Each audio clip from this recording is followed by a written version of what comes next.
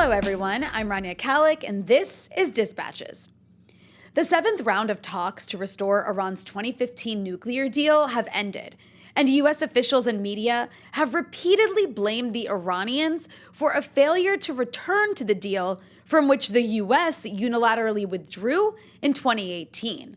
Meanwhile, the US has added new sanctions, and former US officials are urging Biden to restore Iran's fear through more militarism, while the Israelis continue to make their threats. But how do the Iranians see it?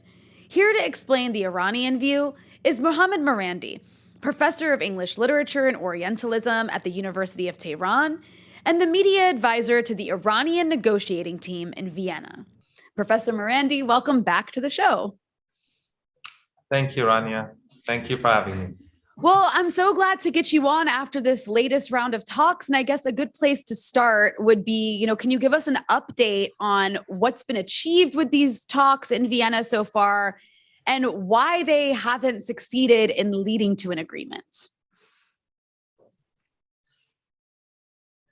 The last 3 weeks have been very difficult because the two sides had a major disagreement about the way forward, in that there were a series of negotiations between Iran and the P4+1 at the end of the previous Iranian administration, the Rouhani administration.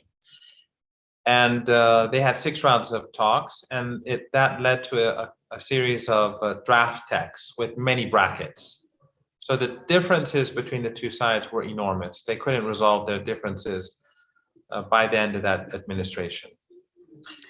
Then, after the Iranian election, there was a 5-month delay because you had the election, then you had the campaigning, the election, then you had the transition period, which was 2 months. Then when the president took office, he had to introduce his proposed ministers to parliament to get their approval, and then the ministers had to set up their team. So it took a few months for the Iranians to get prepared for the negotiations, and the new team had to go over the text. When they were reviewing the text, they felt that there were areas in the previous drafts that were problematic, and that they ran against the JCPOA itself, the nuclear deal itself. And the reason was, in my opinion, that the previous administration, at the end, Mr. Rouhani, the president, was pushing for a deal. And that's not a smart thing to do when you're to do something in a rush. If you want to buy a house, sell a house, buy a car, sell a car, if you want to do any sort of financial transaction, business people don't say that they're in a rush. No one says they're in a rush. No smart person says they're in a rush. So that handicapped the foreign ministry. And I think that was the whole problem with the JCPOA from the start. When Dr. Zarif was negotiating the JCPOA at the beginning of his administration, and in Vienna, I was his media advisor as well. I played the same role then as I do now. President Rouhani was saying that we have no money, we have the budget, our coffers are empty, and my top priority is a deal. And that sort of language at the beginning of his administration, in my opinion, was not helpful at all. In fact, one of the negotiators told me that during their first meeting to start the nuclear deal negotiations, one of the Western diplomats told him, if you don't have any money in your coffers, if you don't have money, then why do you need a nuclear program? So at the end of the Rouhani administration, the foreign ministry, which was negotiating, I think was under pressure, and that helped the Western side. So the new administration, which came in, they said our top priority is not the nuclear deal, in that we're not going to simply wait until Western countries come back to the table. We're going to try to develop the country. That I think was a smart move, a smart statement to make by the Iranian president. And I think in general, the current president is going to be more steadfast in protecting Iran's interests within the framework of the JCPOA and protecting Iran's rights as a country which has a nuclear program, a peaceful nuclear program. As the head of the CIA recently admitted that the Iranian nuclear program is peaceful and has been peaceful. So so as we speak, we have a new team that is under the Raisi administration that has begun negotiations, and they brought forth two new texts to complement the texts that were devised in the 20th of June, the texts that were, let's say, not finalized, but those texts that I told you about, which were full of brackets and they couldn't resolve their differences. They added these two texts to those texts and said that there's some areas which must be corrected because they violate the JCPOA. So during this period, the argument was about actually these new texts that Iran put forward. The Western powers didn't want to have them as a part of the discussion, and they wanted just to focus on the previous texts. The Iranians were adamant that no, they have to be included. The Iranians were not rejecting the previous texts. They were saying that it has to be rewritten, or it has to be corrected and clarified in certain areas. Now, some say it was a huge revision, some say it was a minor, not a minor revision, but not enormous. But I think probably the Iranians expanded the revision so that they could ultimately get what they need, let's say. But okay, so ultimately what happened after 3 weeks was that a new series of texts were to be produced, drafts, which included Iran's concerns. So that was an achievement for Iran, but it was a 3-week process, and I think a waste of time. In other words, Western countries, what they want in general, this is from day one, from the day one of the Rouhani administration, before the Rouhani administration, and now, they want to have more than what they deserve. So when they signed the JCPOA, they had commitments. Obama never abided by those commitments. From day one, he violated the nuclear deal. The Americans promised the Iranian negotiators one thing, they did something else.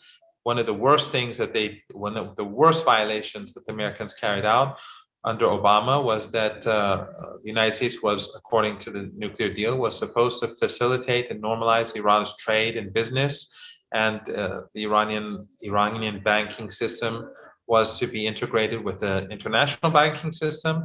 But Obama, behind the scenes, told the Treasury to threaten banks and financial institutions not to work with Iran. So that was a violation of the deal.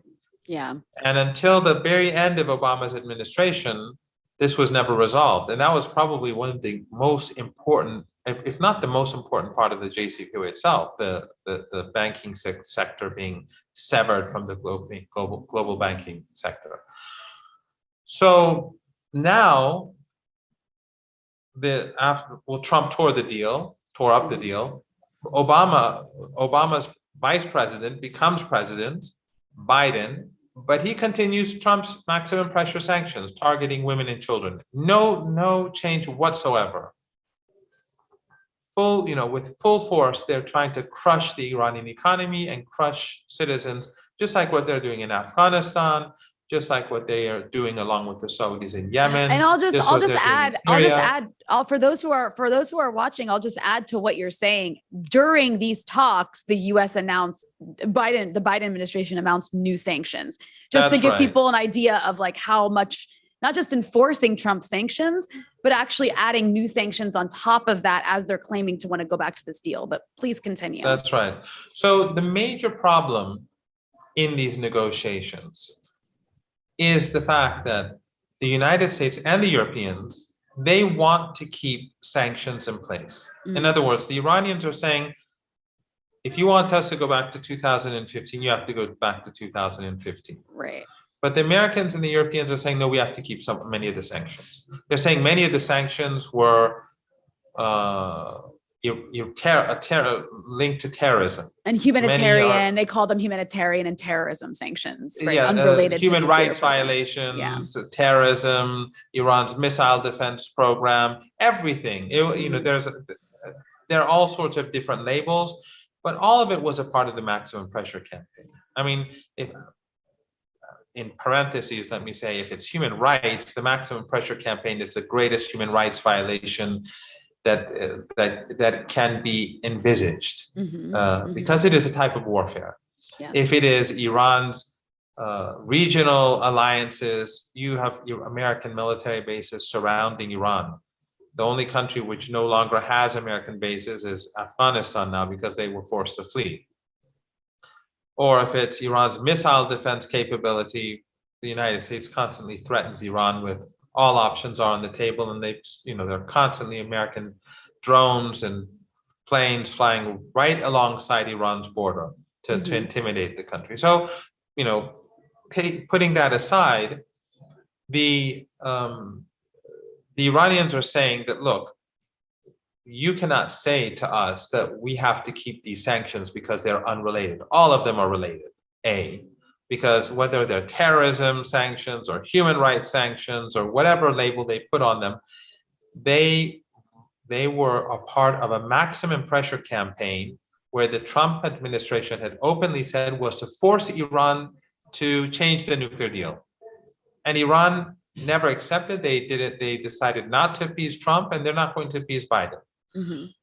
Secondly, all of these sanctions violate the JCPOA itself, because the JCPOA says that in order for Iran to agree to put a cap on elements of its nuclear program, then the other side must normalize Iranian trade and business with the international global institutions. And these sanctions all violate that.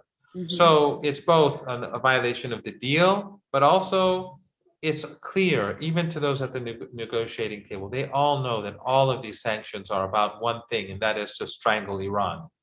And whether it's, whether they call it sanctions for the nuclear program or human rights or missile defense or terrorism or Iran's regional alliances, these are all just excuses to keep their hands on the throats of ordinary Iranians. So the Iranians are saying, you can't expect us to go back to 2015, whereas you don't want to go back to 2015. You want to remove some sanctions, but keep others.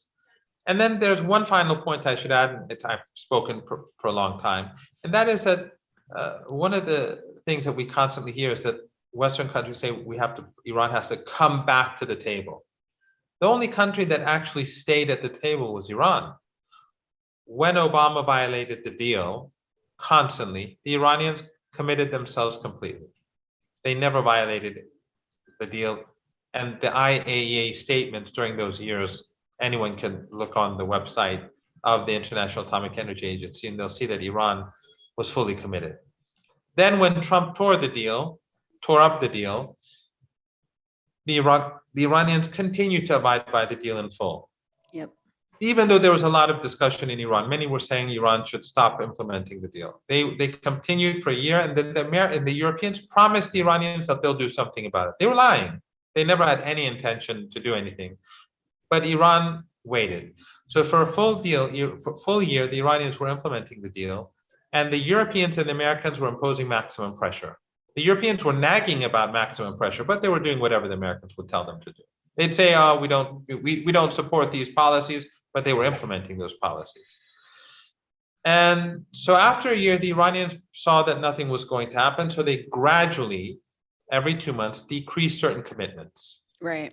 And after a year, in other words, after a second year, that ended. So a lot of Iran's commitments had ended after 2 years, but they were still implementing parts of the deal. Then after Biden was elected, the Iranians said enough is enough. Either Biden is going to come back to the deal or we no longer implement the deal.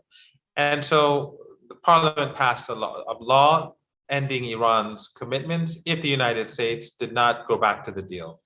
And since the United States didn't come back to the table, the Iranians halted all implementation. So all of Iran's obligations have ended. But Iran ended its obligations in accordance with the nuclear deal. So they delayed it for 2 years, more than 2 years actually, because even when until Parliament passed that law, they were still implementing parts of the deal. Well, much more than 2 years, but they did it in accordance with the deal because Articles 26 and 36 allow Iran to halt implementation when the other side is not abiding by side of the bargain. So technically speaking, the only country that stayed at the table from beginning to end is Iran, yet Western countries, whether the Europeans or the United States, they were demanding then and they are demanding and irrational now. You know, it's interesting, all of these different players involved and just, you know, watching the media coverage for the last few weeks. And obviously you've seen this because you're having to deal with the media yourself. But just, you know, the Americans are constantly claiming, oh, they're so surprised, you know, why isn't Iran doing what we want them to? They're the problem. And even the European diplomats, you know, keep insisting that it's Iran that keeps changing the terms. So I'm really glad you walked us through what's actually happening. But it isn't just the Europeans and the US. I mean, you have representatives involved in this negotiation of representatives of Iran. You also have representatives of China, of Russia. And then with regard to the Europeans, you have the UK, France, and Germany. So I guess I'm curious, given all these different players, you know, can you just very briefly explain, like, what are the different positions being proposed by these different actors and who is being helpful or obstructing? Well, actually, the Russian spokeswoman, I think foreign ministry spokeswoman, she even once spoke about compensation, which is, I think, should be expected. And I think the Iranian delegation should be very firm about getting some sort of compensation, whether it's through the mechanisms of implementing the deal or, you know, some other means. It's a reasonable demand because the United States and the Europeans left the deal, imposed hundreds of billions of dollars of damage to the Iranian economy, killed many people as a result of those policies. Many people died in hospital. Many people's lives were destroyed. They lost jobs, their livelihoods. You know, it caused huge suffering. But but the Russians and the Chinese in general, they have been supportive of the Iranian position. They have both said that all the sanctions must be removed. And the Europeans, on the other hand, they have been playing hardball. They want concessions from Iran, alongside the Americans, of course. And the Iranians have been saying, look, if we want to give concessions, if we want to appease the Europeans and the Americans, we would have done it under Trump. Why would we want to appease Biden when we could have appeased Trump? And especially as, you know, when you look at how things are in the United States, the political, I don't know if we can say crisis, but the major political issues that exist in the United States, the Washington Post article, the generals speaking about the post 2014 election period and the state of the U.S. military, the economic situation, the social divide at many levels, both, you know, racial issues and social issues and economic, all of these combined has made the United States position much weaker than it was before. And then you have the rise of countries like China, Russia, Iran, and its regional allies, the retreat from Afghanistan. All these indicate that the United States is in a much weaker position today than it was in 2015. So why should Iran appease the United States when the United States and the Europeans violated the deal, when they forced suffering upon ordinary Iranians, even though Iran was abiding by the deal? and where the United States and the Europeans are in a much more difficult situation today, both at home and abroad, than they were back then. Right. That makes sense. And, I think also, you probably don't get this question often because I see you doing a lot of ask whatever you like. No. I mean, it's a question that I imagine CNN doesn't ask you because this is not how they see it. But I'm curious, if we can go back for a second, like why even resume talks, which presume to dictate what Iran can and cannot have? And when the US has made it very clear that the next Republican president, if there is one, will likely withdraw from them again. And so therefore, there is no guarantee that even if Iran makes an agreement with the Biden administration, that the next administration won't just rip it up again. So why even participate in talks when there's no guarantee? Well, there's a large segment of Iranian society and some political parties, important political parties, that make that case, and they're actually against the talks. There are those who support the JCPOA and still think it's a good deal. I personally have never been a fan of the JCPOA, even though I like Dr. Zarif. I've never been a fan. I think there were major flaws in it. Many of the opponents of the JCPOA believe that it was more than flaws, but I don't agree with them. I think we should have done better. As I said earlier, I blame the President Rouhani, for his weak stance, and that of course made negotiators negotiate from a poor position. But the current administration is saying, look, these are commitments that we've made, and let's see what we can do. The current chief negotiator is actually an opponent of the JCPOA. He was or at least someone who was highly critical. And some of their political opponents, the liberals, who want a quick deal, and in my opinion, they are just weaken. They try to weaken Iran's position actually by pushing for a quick deal, because that's exactly the problem. When the other side feels that inside the country there are those who are saying, why don't you do a deal? Why don't you do a deal? Then it only strengthens their hand. It only makes them more unreasonable, and they've always been unreasonable anyway. But the current chief negotiator knows the deal very well. He was a sharp critic of the deal, but he's there to see if it can be implemented in full, in a way in which the shortcomings of the deal can be improved. For example, one of the issues that I think was lacking in the nuclear deal was verification. So when the Iranians implemented the deal, it was quite clear what they had to do. They had to remove certain centrifuges, mothball this, do that.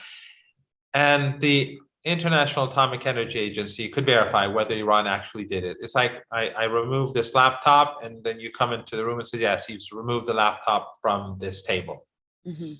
But from the American side, there was no real system of verification. And that's why Obama was able to cheat Iran in the deal and wreck the deal in many ways, and get a lot from Iran but give very little, because there was no system of verification. So after the Iranians implemented the deal, they had to chase after the Americans, who no longer had an incentive to implement, because the Iranians were already carrying out their commitments. So this team is trying to sort that out, although I don't believe the Americans or the Europeans have any intention of abiding by any deal that they strike with Iran, if there is going to be a deal. So, but I think the importance of actually carrying out the negotiations is to make sure the ball is in the European and the American court, because the Iranians have shown the international community that they stuck with the deal. The other side is a problem. Now you see the Western media and Western governments saying that we have to bring Iran back to the table. It's all propaganda. Yeah. They even as we speak, they want to keep sanctions and they justify it. The media says, well, these. I was on the BBC and the host was saying, well, don't you think, having a deal is good, and and that it's fine if there are sanctions because of repression and human rights violations and the terrorism, to keep those in place. And so, and I was saying, well, first of all, your whole argument is flawed. The terrorism comes from your countries. You supported ISIS, Al Qaeda, the Jake Sullivan's email to Hillary Clinton that came out from WikiLeaks. And then I went on to say, when you speak about human rights, then let's not forget Julian Assange, who's in solitary confinement.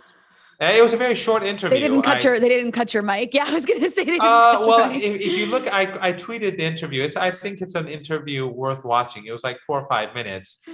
It ended very quickly. And he was attacking me. He was trying to, he said, well, how about Hamas? And I said, well, what's wrong with Hamas? Or how about Hezbollah? And I said, well, what's wrong with Hezbollah? And I said, ultimately, look, this is the whole problem. Iran's regional alliances or human rights. I mean, the human rights violations in Iran are the maximum pressure sanctions. Those are the human rights violations. You are, and I mentioned Iran alongside Afghanistan. But in any case, the point was that I said to him that none of these issues that you raise, whether it's human rights or whether it's missile defense, none of them are linked to the JCPOA. The JCPOA says that in response to Iran curtailing certain elements of its nuclear program, the United States must facilitate and normalize Iranian trade and business. When you sanction huge segments of Iranian civil society or state, parts of the state, that is not normalization. No, it's a provocation. Yes, absolutely. So what they're trying to do is try to see if they can find a way to restore the JCPOA, but to also correct some of the flaws. But it is interesting how there are liberals in Iran who are attacking the Iranian nuclear team. And they're sort of like pushing for a quick agreement, saying, oh, they're mimicking Western narratives. And it's very sad. It's very sad. I mean, if the people were criticizing the team and saying, you should be steadfast, I would commend that, because then the team could tell the Americans and the Europeans, look, I can't give you concessions because in Iran, people won't have it. But when you have these liberals in Iran who are saying, yes, why didn't you sign the deal? Why didn't you? It's sort of like what Rouhani did. They don't learn from their past mistakes. Yeah.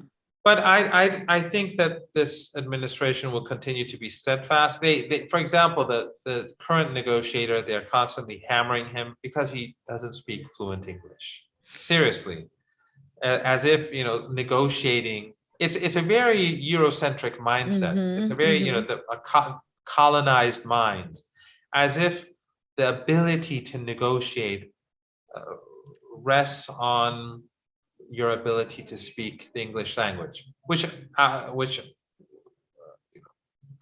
there's a lot to say about that. No, I mean, we have these kinds of people all across the region who essentially, I think, just want, they want to get closer to the West and want to become kind of servile states, like another, like all the Gulf states or like Jordan. And they think that if they just appease the West enough, that eventually they can just be a part of it, which isn't the case at all. But, I want to bring it to the issue of like Biden versus Trump here, because as you already explained, Iran is maintaining that all the sanctions imposed since 2018 must be lifted, whereas the US under Joe Biden wants to keep these sanctions that Trump imposed, plus some new ones in place under this banner of like human rights and terrorism sanctions. And they want it both ways. They want the JCPOA, but they also want to keep strangling Iran, which doesn't make any sense. But, that said, Trump did have this administration made up of these ideologues who just wanted to smash Iran, whereas Biden came to power and He appointed more of the sort of non-ideological pragmatists. And by this, I mean people like Robert Malley, for example, who has been assigned to the role of restoring the JCPOA, though he hasn't done a very good job. But I guess, all this is to say, or to ask, in practice, do Iranians see or feel any difference between the Trump administration and the Biden administration? No, I don't think the majority of Wow. Iranians see a major difference. I think the liberals, they want to project it to be that way, and they will mimic Western media, sadly, and they will say that Biden is he wants to solve the problem, and that we should be less steadfast, I would call it, and they even attacked the chief negotiator and saying you shouldn't be negotiating. You were opposed to the deal, so why should you negotiate? Which it doesn't make sense at all. I mean, if you are in charge of something, there's in Lebanon, you don't accept many of the laws. Mhm. Many of the lawmakers don't accept many of the laws. Yeah.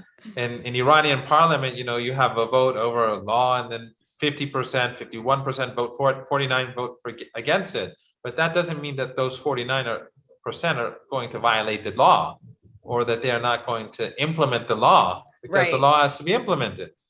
So they're attacking him both for they attack him for his looks, they attack him for his glasses, his suit. It is amazing. And because he doesn't fit the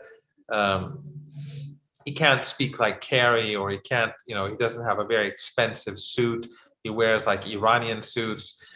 This is, I'm very So serious. petty. That's so petty. It is shallow. so Wow. petty. You should Yeah. see like what these, and like they would make all these, there are all these rumors. Like they said when they're living it up in Vienna, like it was the city was in lockdown. There were no living it or up they were where? saying, that the team is staying at the Coburg, the palace, the Coburg Palace.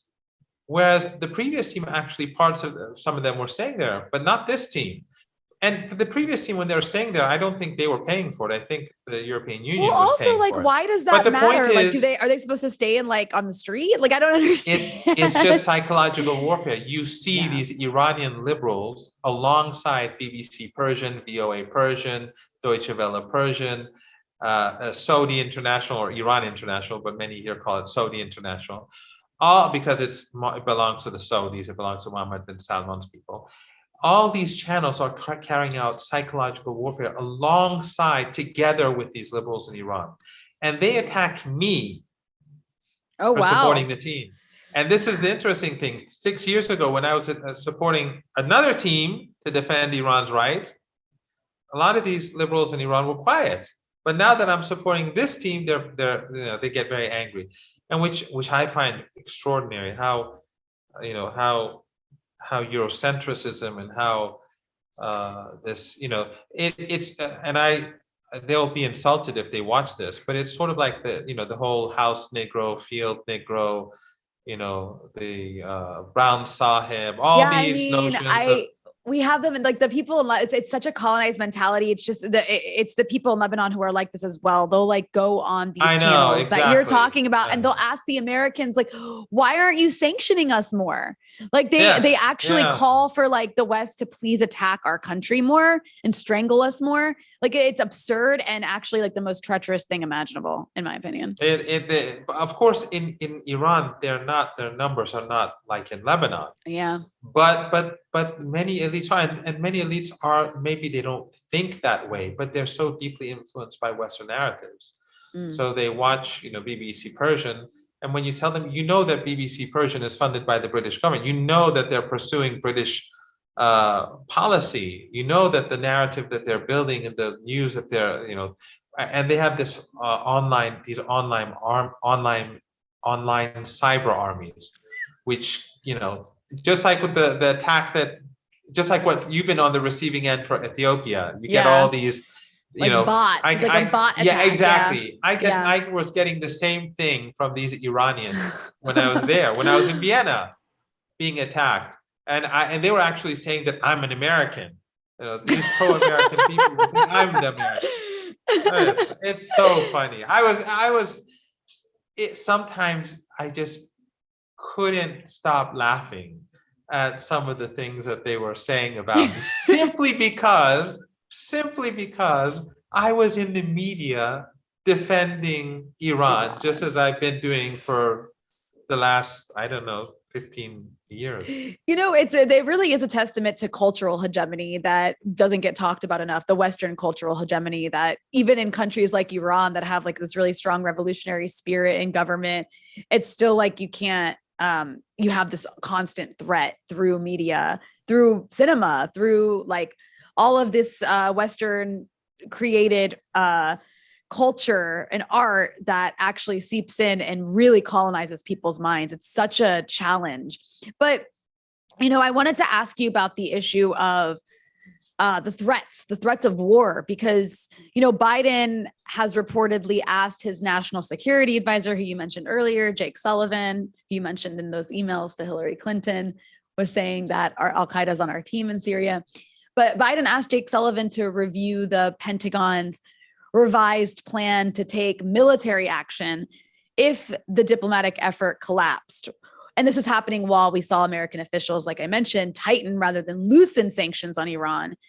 So it increasingly seems to me that war between the US and Iran is like on this almost like inevitable path that kind of, there's obstacles in the way every so often, but it seems like no matter what Iran does, it's almost like unless it surrenders and turns into, like I mentioned, a subservient ally like, Jordan or the surrounding Gulf states, unless it does that, the US is on a war path, no matter who's in charge. Do you think that, maybe I'm being alarmist to say that, or maybe it's a bit extreme or dramatic, but what's your reaction to what I just said? Well, let me first go back to another very interesting tweet that I had. I sort of responded to this argument because the Americans, they've been saying for years, all options are on the table. The military option is a plan B. And they've been saying this for years and over the past few weeks and months under Biden, under Trump, under Obama.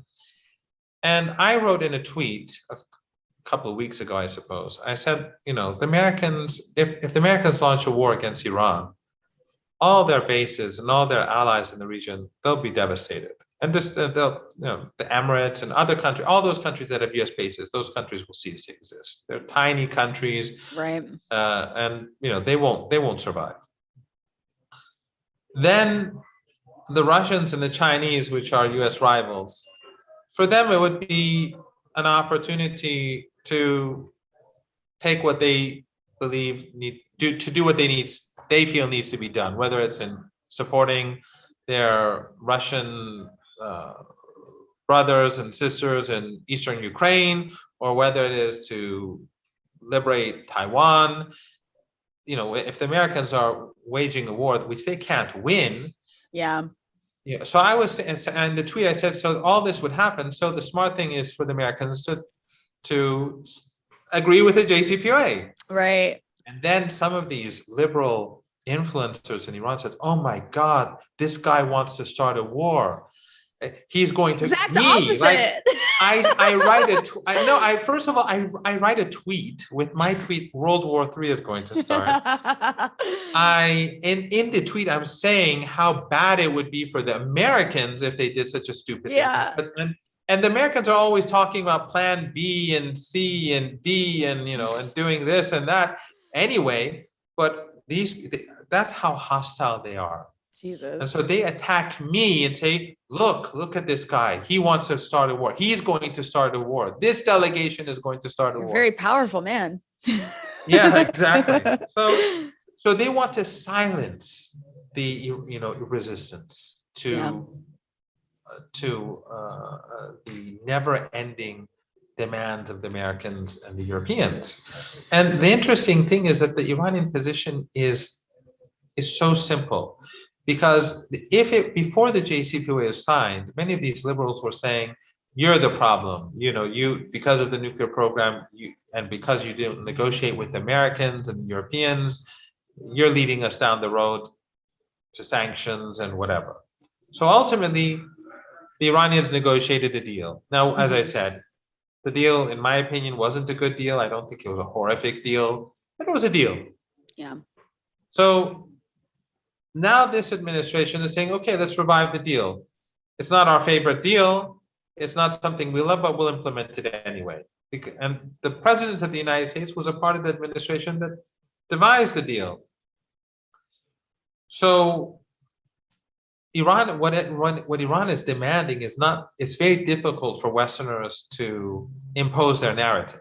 And it's very difficult for them to convince ordinary Iranians, even though liberals in Iran and their Persian language media and their online armies are trying to do so and say how the problem lies in Tehran rather than in the West. But it's very difficult for them to do that. Yeah. But so with regards to making their case, the Americans and the Europeans are not going to make much headway, despite a lot of effort and despite the hard work of their allies, who make me sound like I don't know, war hawk or something. But the point that I make is actually, I think, a very important point. And that is that the United States, which just had to flee Afghanistan, do they really want to contemplate war with Iran? Because if the Americans strike Iran, Iranian drones and missiles and Iranian forces and Iranian allies across the region will destroy US bases. But more than that, those countries that are in any way or form involved in this aggression, that have American bases, that then let them use their airspace, that let their drones and planes fly over, all of them will be devastated. And all those countries, everything they have is right alongside the Persian Gulf coast or in the Persian Gulf itself. It's not as if it's like some far off targets. And if Iran begins to hammer them, then Ansarullah, the Houthis in Yemen, Iran's allies in Iraq, Iran's allies across the region. It's a regional war, yeah. They will be a regional war, and they will have the upper hand because those Iranian antagonists will be devastated. How can they resist Yemen any longer? How can they resist, the people who they've been trying to crush across the region when they're being hammered by Iran, and they have no defense. Right. They're, as I said, everything is right alongside the Iranian coast, and the Iranian drone capabilities and missile capabilities and naval capabilities, all of them are very extensive. So if the Americans want to devastate Iran, they can, but they'll be devastated too. It's a sort of it's a sort of mutual assured destruction. It's not as if the United States mainland will be crushed or destroyed, but it will devastate the US economy, which is already devastated. Right. So, and then who would be the big loser? China or the United States? Russia or the United States? It would be the United States would lose. So the United States can harm Iran, but at what cost? It will lose. It will lose. Yeah. It will lose in a way in which it has never lost before. It will be the end of the United States as an empire, and probably possibly with what's going on in the United States, the end of the United States. I'm serious about that, with all the divisions that we see in the country. So, and then you'd have millions of refugees. I mean, way more than anything that we've ever seen before. From across the region, streaming into Europe. Yeah. So, and so when I say these things, these liberals in Iran say, "Oh my God, he's starting a war." And actually, what I'm saying is, it's the opposite. That the Americans, they're not in a position to start a war if they're sane. If they're insane, well, that's a different story. Yeah, that's a different story. Speaking of being insane, I mean, we're nearing the 2-year anniversary of the U.S. murder of Qassem Suleimani. I'm curious if you could maybe speak about the legacy of Qassem Suleimani and the impacts of his loss. I mean, not just on Iran, but regionally. Well, when the BBC reporter was speaking to me about human rights and about terrorism and about Iran's regional influence, the name Haj Qassem Soleimani actually reminds me of all the evil, all the terrorism and human rights violations that Western countries have carried out in this region. and the fact that when in 2011, the Iranians, I was in Lebanon at that time, and Iranian intelligence was saying that there were legitimate protests in Syria, but there are also infiltrations, and the Iranians and the Syrian government were saying that they're being infiltrated by extremist groups.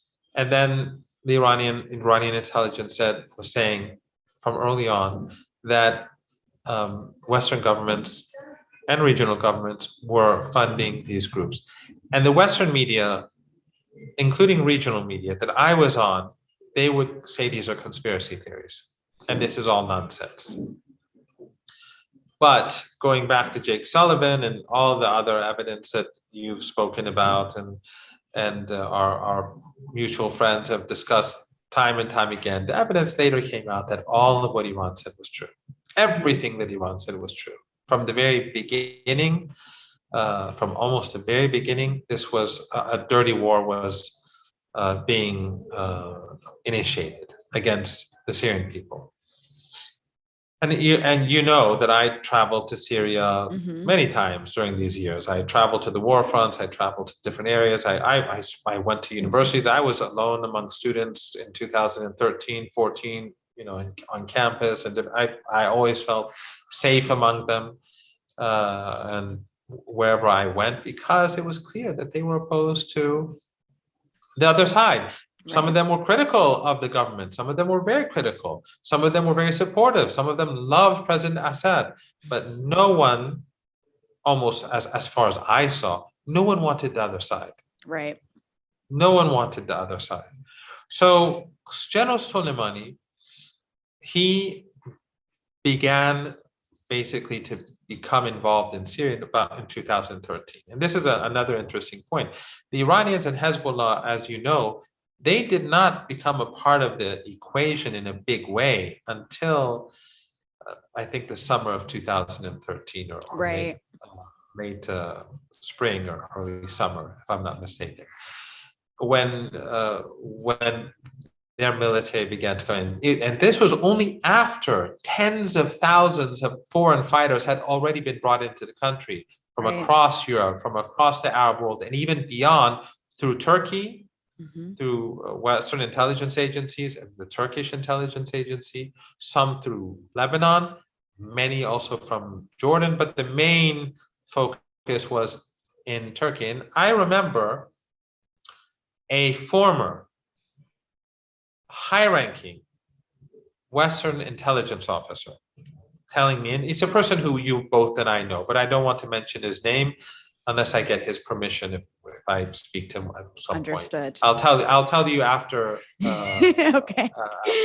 So he told me in Beirut in 2011, because I was in Beirut from 2011 to 2012. I was there for a year on sabbatical. And he told me that what's going on in Syria is a dirty war. And it's NATO is behind this, and the Americans are. And I said, how do you know? And he said, because all the people. Well, he said if I say too much, it'll become obvious. Who it is? He said all the people who I knew in Afghanistan, in Pakistan during the 1980s are now in Istanbul. There you go. Those people, yeah, they're now that says it all. That was then. That was then. That was not 2000. So after all these foreign fighters came in, then Iran came in. And if it wasn't for General Soleimani and Mr. Khamenei, Ayatollah Khamenei, if it wasn't for these two people, you'd have black flags over Syria and Iraq, and well before the Russians came, because the Russians were cautious back then, and they were only later convinced by General Soleimani to come in. The Iranian ambassador was telling me that the Iranians. The Iranian ambassador at that time in Russia, who's my colleague at the University of Tehran, he's at my faculty. He told me that the Iranians were struggling, that they were pressuring the Russians to come in, but the Russians were very cautious because they didn't know how things would turn out.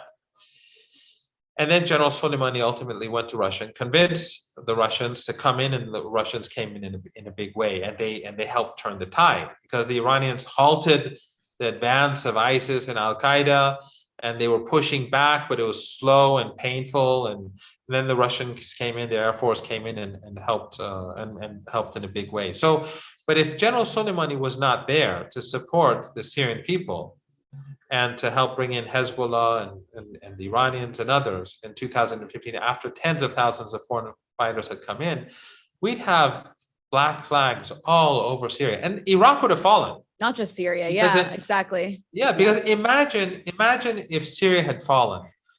ISIS, which came into Iraq, they would have come into Iraq with a much larger force. Yep, exactly. They would have taken over the country. So he basically spared the region from these black flags, from terrorism that Jake Sullivan, the current national security advisor, knew very well. Those terrorists, those extremists were on their side. A decade after 9/11. Amazing. Incredible. Yeah. I don't personally, and I know some people that get upset with me when I say this. I personally don't believe that the United States government at the highest level was involved in 9/11. But when you look at all the filth in US policy, foreign policy, like Jake Sullivan's statements, just like the admissions and others, Hillary Clinton's emails, you can understand why people turn to these theories. Right. Because I mean, yeah.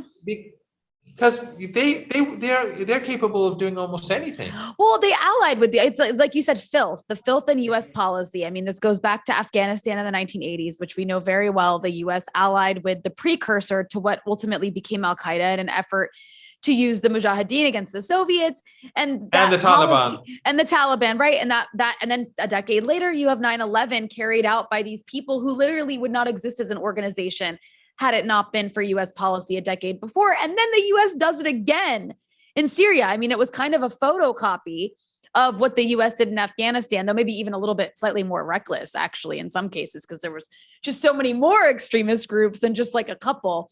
But the point is of course, the U.S. is absolutely complicit in this kind of blowback, which is what 9/11 was. It was blowback. And the Europeans. And the Europeans, and NATO, because and their regional despotic exactly. allies. And it's what the U.S. and the does. Israelis. Exactly. It's what the U.S. does also. Like I would equate it with the U.S. allying with fascists in Ukraine and with neo-Nazis to, against their neo-Nazis, against their adversary Russia. I mean, or not even neo-Nazis, Nazis. Yeah, actual Nazis. I shouldn't even say actual neo-Nazis. Nazis. It's something we Nazis. see happen over and over again. Or the Contras.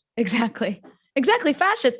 And when it comes to the issue of Qassem Soleimani, I mean, I think in many ways for the region, like people don't understand, people in the US can't understand, because I don't think there's a figure as like beloved and as revered in the US, except maybe like Beyonce or something. I don't know. Like I can't even think of an equivalent. You know what I'm saying? Like in the US, if like the US, if I mean, I don't know if that's probably an insult to compare Qassem Soleimani to Beyonce, but I just mean in terms of like the amount of people who know who this person is, who revere them, who admire them. I don't think there's any political or general. I don't think there's a general in the US or a politician that the same thing could happen to, that you would have the same reaction to in America. So and his murder actually dealt a blow to two major myths, by the way. And I actually think that his murder hurt the Americans. Although some in Iran believe that it hurt Iran, I actually believe it hurt the Americans and the Europeans and Iran's enemies, in the sense that they were saying that Iraqis hate Iran, and that General Soleimani and his people. But when he was murdered, the funeral procession began in Iraq. Right. And you had hundreds of thousands of people in each city that the procession went through. Yep. Like in Karbala, Najaf, Qassem, these are not huge cities. Qassem is stuck to Baghdad, but it's in the corner of Baghdad. You had enormous crowds, unbelievably huge. And then you had the anti-American protest, the Million Man March. Yeah. So his murder, the murder of this hero, destroyed the American narrative. And then in Iran, when he was brought here, you saw people died. They were crushed in crowds. Or in Tehran, in Engelab Square, which is very close to the university, which is right alongside where I am, because I'm in I'm on campus, and the square is right beside me, like 20 meters away. People who I knew who were there, they thought they were going to die because of the huge. So you had millions of people just in Tehran, millions of people in the funeral procession. I don't know, maybe more than 10 or 11 million people. I think they said 11 million people. It was, and then you had the procession went to different cities. So it showed the legitimacy of the Islamic Republic of Iran to the international community. So for 4 decades, the Western media has been saying the regime is deep, hated, and we Iranians are very critical. Iran, it's sort of like if I and my friends sit together after this conversation, we will always be hammering the government. We'll be hammering the state. We'll be hammering everything. We always speak in negative terms. If we get in negative terms, if we get in a taxi, everyone will say, this is garbage. That's garbage. The president's garbage. They'll attack the leader. They'll attack everything. But the same people who you meet in taxis, who all of them were at Qassem Soleimani's funeral. Yeah. And the underlying fact that the Americans don't want to accept, and that the false narrative that they've been is that the legitimacy of the Islamic Republic of Iran is very high, and the contempt for the United States is very high. And even though people in Iran are very dissatisfied because of the sanctions, because of problem, Iran has corruption, just like Western countries have corruption. When I was in Vienna, there were beggars all over the city center. There were beggars all over. Even in Vienna, wow, yeah. Even in Vienna. But life is difficult in Iran, and the Americans, what they're trying to do, and the Europeans, what they're trying to do, and what their allies are trying to do, is to make people suffer so much that they will rise up. And you may have protests here and there, and they will try to infiltrate the protests and push them towards violence, but they're not going to succeed in overthrowing the country. So ultimately, I don't see the Americans being capable of war. Yeah. Without destroying their own, the Western, being the final, bullet that brings down the Western Empire. And I don't see them capable of undermining the Islamic Republic of Iran or its allies in the region. So the same thing for them to do would be to agree to a nuclear deal that is acceptable to Iran, to agree to implement the JCPOA in full and in a verifiable way. That's to speak to the issue of, like, you've talked about, kind of, this goes back to a theme of the US is becoming a weaker country in the sort of global order. It's still the imperial hegemon, but not as strong as it was, right, like 5 or 10 years ago. And that's probably why you see this kind of like secret war being carried out with like really petty things that the US is doing, these kinds of like covert attacks in conjunction with the Israelis on like Iranian ships, acting like international pirates, stealing Iranian oil, then selling it to make the money themselves. That's what's going on. But if Iran retaliates, suddenly it's a threat to global shipping and peace. Right. But when the Israelis do it, no one, it's okay. Yeah, no one says a word, right? Or when the Israelis assassinate nuclear scientists, which happened like last year.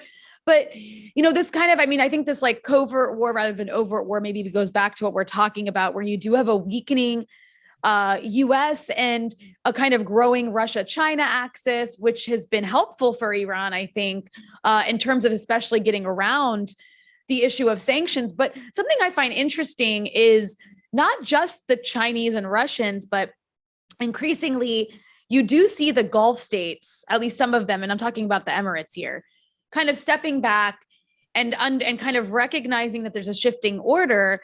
And the reason I bring that up is because I do find it interesting that even though the UAE is obviously a client state of the US, it's allied very closely with the Saudis, they're also Iran's second largest trading partner. And recently, senior Emirati officials have visited Iran. And the U.S., which they've done with Syria around the issue of Syria before, but the U.S. sent a delegation from the Treasury Department to basically go threaten Emirati companies that are doing business with Iran. So I bring this up to ask you, I mean, do you see the Gulf states trying to improve ties with Iran? And if so, why do you think that is? Yes, I think that that is true because they recognize that if there is conflict with the United States, between Iran and the United States, they'll cease to exist. The Emirates will no longer exist as a country. It will come to an end almost immediately. And I think the Emirates and the other countries in the Persian Gulf recognize that Israel is not a country that can do much for them at all. Whatever the Israelis can't offer that whatever anything that the Americans have not already given, and to a much greater amount. Mm-hmm. Because Israel is a small regime. It's a puny country. It's nothing compared to Iran, and it's half the population is being subjugated by the other half, and it only exists because of massive support from the West. The Israeli regime can't attack Iran because a counterstrike would be both legitimate. It would give Iran an excuse to hammer the regime, and then it would be disproportionate, and it would basically destroy the image of Israel as a power, as that's already happened with the 2006 war and with Lebanon and the wars in Gaza and so on. But this would be very different. So these countries, they know that Israel can't do anything for them. They know that the United States is, if they go too far, it will be the end of their existence. So, and with now that they've lost the war in Yemen, the Emiratis and their genocidal war, the Emiratis and the Saudis, with the help of the Canadian Prime Minister, with the help of the British Prime Minister, with the help of the United States government, they still couldn't win. And all these leaders are just as genocidal as Mohammed bin Salman because they are part of those war crimes, just as much as Mohammed bin Salman. They're just as evil as he is. But they've lost the war. The Americans lost the war in Afghanistan, so people see what's happening. That if the Americans can't defeat the Taliban, how are they going to defeat Iran? Right. If the Saudis and the Emiratis with U.S., Canadian, British, French, German, Australian support can't defeat the people of Yemen, then that shows the limit of their power. Right. And just to add, so Western countries, despite all the genocide, and right now they're carrying out a new episode. There's a new episode that's beginning in Afghanistan where they're imposing starvation on the country. So the Americans, they've imposed sanctions, and the country is moving towards starvation. And no one in the West, in Western media, is saying, we're mass murderers. No. We're used to this because I lived through this. In the 1980s, as I told you before, I survived 2 chemical attacks. Who gave Saddam Hussein those chemical weapons? Europe and the United States. The planes that bombed them, many of them were Mirage jets, French jets. Civilized Germans, I think. Yes, exactly. The Germans, yeah. they played the main role, but the Americans gave military intelligence. Of course. The rest of Europe, Western Europe, gave them support in both in conventional weapons, but also with regards to their chemical weapons program. They were all in on it. But so it's not, for me, it's not strange that the Americans and the Europeans would carry out genocide in Yemen or Afghanistan, or try to do so in Syria or in Venezuela or in Cuba. For me, it's not surprising.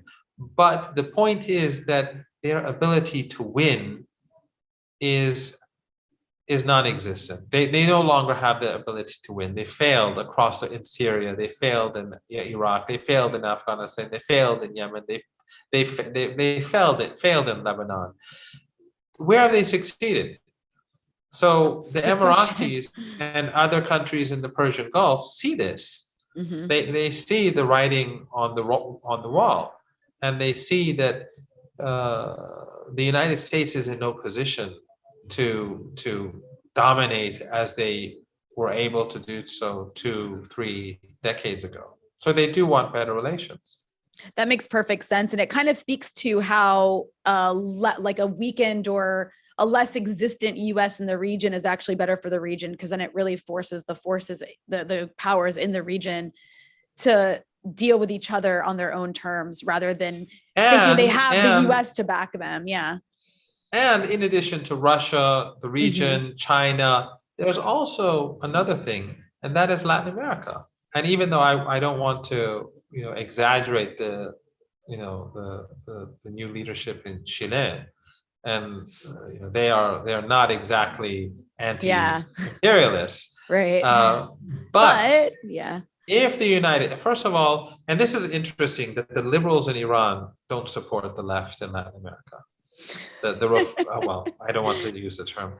This is one of the stunning things. The so-called hardliners are, it is amazing. I don't want to go there, but I shouldn't. I'll get into trouble for saying this because I don't like Iranian politics. But if for me, the issue of imperialism and Western hegemony is is key, and it's stunning for me to see the position that some people in Iran take. But in any case, in Latin America, things are not going the way in a good way for the United States. And if the United States gets further involved with tension, in this region and wants to wage some sort of their whole hold over Latin America will disappear. They don't have the energy to just continue this hedge. They're already declining rapidly, and so I just think that violence with Iran is just simply out of the question. Unless the Biden goes insane or something like that, which could happen. Well, so there's one question that I want to end on. I do appreciate your time. I know you've had a very busy few weeks, so I don't want to take too much more of it. And I know you don't like Iranian politics, but I have to ask you this while I have you, just to conclude on, if I can ask about Iran's politics. President Raisi was sworn into office in August of this year. And so, I wanted to ask you, has his administration made any significant changes to Iran's economic policies or other domestic issues, as well as foreign policy? Well, President Raisi is obviously more left-leaning in economics than the previous administration. The moderates or the reformists, they are more liberal. They're more, they're the globalists, or they're closer to the globalists. So he is more left-leaning. But he has sanctions. He has an economy that the previous administration has done a very poor job because of their liberal policies, partially because of the sanctions. We have to see. I think he's made some steps, and I think in the right direction. But I think that people expect him to deliver. If, in my opinion, if he succeeds in expanding the social security net for the lower classes, he visits these deprived areas a lot, and he's ridiculed for that, which I find stunning. Again, that these people say, look, he's going wasting time instead of sitting in his office and doing work. He goes to the provinces. Well, actually acknowledging to ordinary people that you exist. For me, you exist, and the very fact that he sees the problems, the suffering that the poor people have to face with in society, affects the way in which policies are devised. I think they're necessary, but I've never had a government. I'm not in government. I'm not in his government. I wasn't in the previous government, and I wasn't in the government before the previous government, and I have no plans to be in any government. I can't judge, but if Raisi, in my opinion, moves to expand the social security network and to help the lower and lower middle class, I think that I don't think he'll have much success in the short term, because these are not things that can be turned around overnight. Right. And I'm sure the Americans will try to bring about unrest, and I'm sure there will be natural unrest as well. There'll be protests about this or that, and there'll be infiltrations. There'll be many things. A lot of it indigenous, a lot of it not indigenous, or indigenous turned into something else. But I think in the long run, if he sticks to these policies,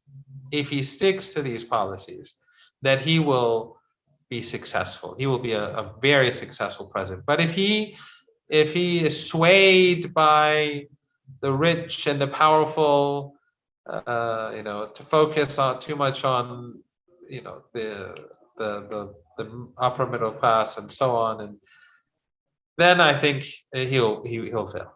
I see. Well, Mohammad Marandi, professor of English literature and Orientalism at the University of Tehran and the media advisor to the Iranian negotiating team in Vienna. It's always such a pleasure to have you on to break all this down. Thank you so much for joining me.